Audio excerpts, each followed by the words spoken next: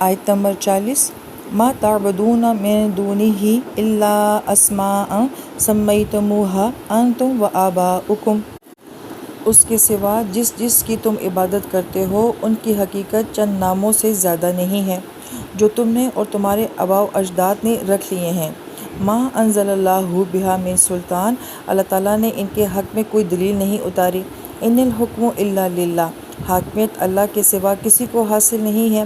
امر اللہ تعبدوا الا ایاہ، اسی نے یہ حکم دیا ہے کہ اس کے سوا کسی کی عبادت نہ کرو۔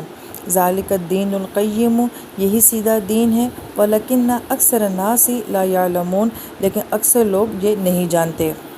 جب اس آیت مبارکہ کی آپ تفسیر پڑھتے ہیں تو یہ بہت کنسیپٹو قسم کی آیت ہے۔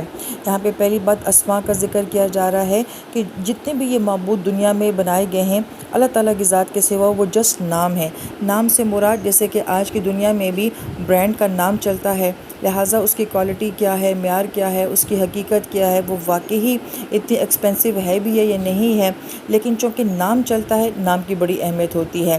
تو اس زمانے میں جو ہے معبودوں کے نام رکھ لیے جاتے تھے اور وہ نام چلتا تھا، جیسے کہ آج کے دور میں برانڈ کے نام رکھے جاتے ہیں اور برانڈ کا نام جو ہے وہ چلتا ہے۔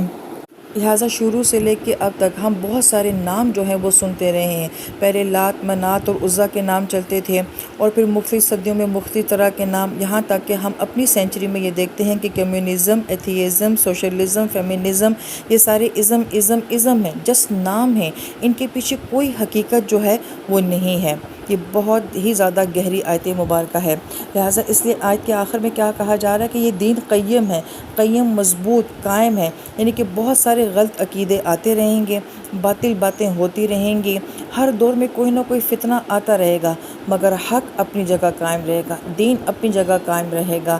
دین کو کوئی چیز جو ہے وہ نقصان نہیں پہنچا سکتی، یہ اتنا مضبوط دین ہے۔ اسلام کل بھی تھا، اسلام آج بھی ہے، اسلام قیامت تک رہے گا، باقی بہت سارے ازم آتے رہیں گے اور جاتے رہیں گے۔